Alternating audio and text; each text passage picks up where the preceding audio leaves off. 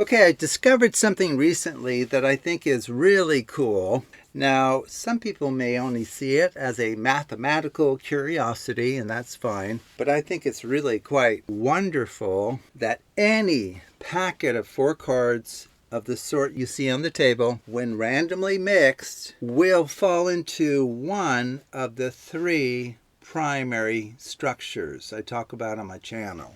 And since that's the case, that gives you tremendous power as the performer in mixing the cards incredibly well, but still being able to put out perfect matching pairs of cards. Okay, so let me show you what I mean. So let's face down here. Okay, so you can just mix these as much as you like. Okay, and let me just show you how well mixed they are, actually. I can spread them out here. Okay, so there you go. It's a very different order than we saw just a moment ago. Okay, well, because of the structure that it's in, I can deal it out like this. I can deal it out like this.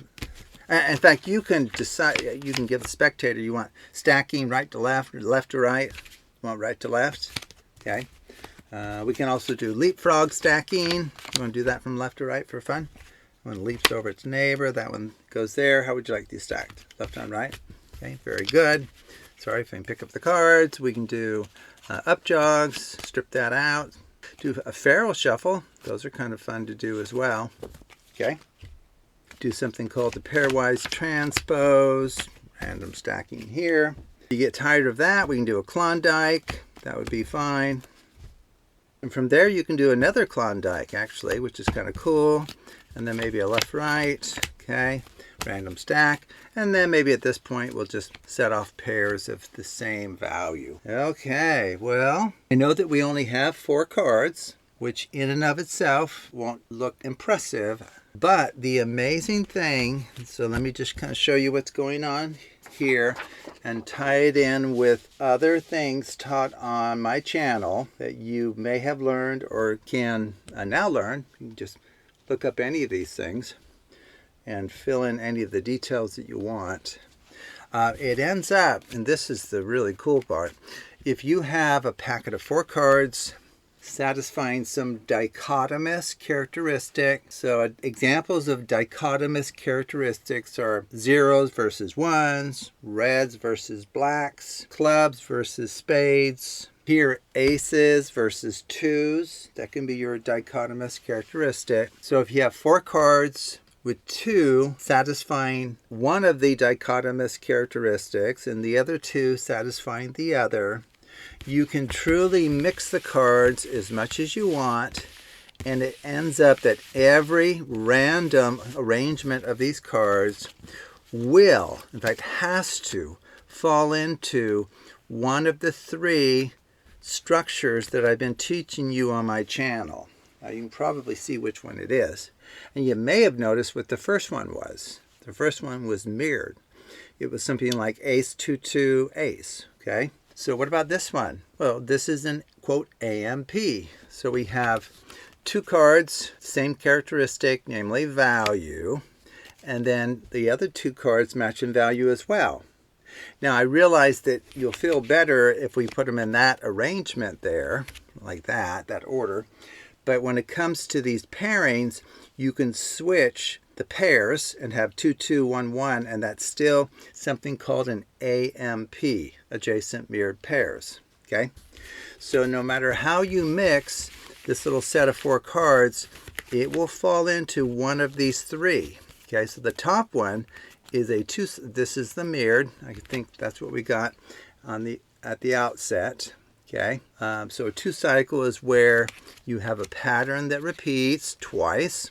Ace 2, ace 2, we're not worried about the colors, just the card values. And then you've already seen an AMP. This is where the cards repeat in value next to each other, adjacent. That's why they're called adjacent, mirrored pairs.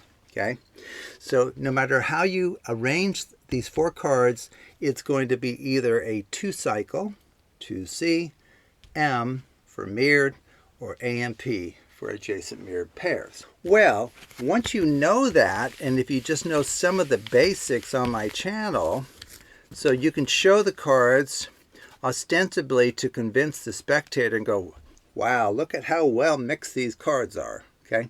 Now they're not going to look at this and know that it's one of our structures unless they've studied things on this channel. But because you know that it's a mirrored structure, a mirrored packet, you can perform a whole host of mixing procedures that won't harm this. It will preserve that characteristic. And so, for example, LR is just a left-right shuffle, random stacking. It's still going to, quote, be mirrored. Okay, you have the outer ones the same, the inner ones are matching in value as well. You can deal that into 4 piles, random stacking from left to right or right to left, or this leapfrog stacking. You can do even or odd up jogs, random stacking. You can do Pharaoh shuffles where you break the cards in half and then you perfectly interlace them. You can do a pairwise transpose, that's what that is with random stacking. All of these preserve this structure. Okay. Now it hasn't done it here, but it can happen that it converts it to another mirrored structure, and that's totally acceptable and possible. Okay, depending on what mixing you do, but this is still mirrored. Now once you know it's mirrored, you can convert it to other structures as well. Okay, so for example, if you just Klondike pairs of cards to the table, it's going to change it to an AMP. So it's like having ace, ace, 2, 2. Okay, and then once it's in this arrangement, there's a whole bunch of mixing I teach on my channel that won't harm this. One that I haven't used much, which is really powerful, is if you perform a Klondike on this. Okay, and if you notice, there's no Klondike shuffle from here to there. But if you perform a Klondike on this packet with a left-right shuffle following it, it will preserve the characteristic of being an AMP. So we still have 2 cards, same value, followed by 2 cards of the same value. Okay. This one here is just a Bessey 2, 2. This is where you take top 2 off, 1, 2 from the top, 1, 2 from the bottom. Well, there's only 4 cards, so it's kind of boring, but it preserves that characteristic as well, that structure. Okay. Now, if you want to convert it to a 2 cycle from here, a left-right shuffle will always do that. Okay. And so now it'll be like a 1, 2, 1, 2 or 2, 1, 2, 1. Okay, so here it's a 2, 1, 2, 1.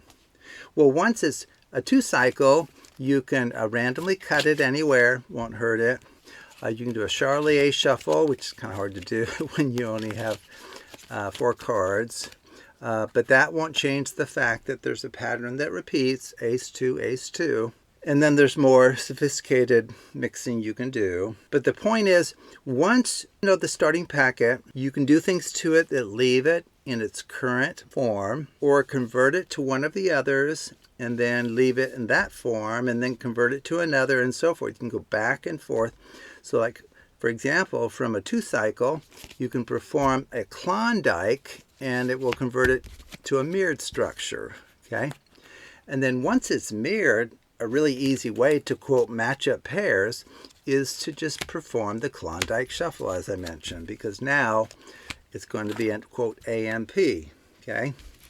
And if it's an AMP, that you're kind of already done. You can just push off pairs, right? They're already there. If it happens to be a 2 cycle, like it will be now because I performed a left-right, a nice way to separate pairs is to just deal out a left-right, left-right. There you go.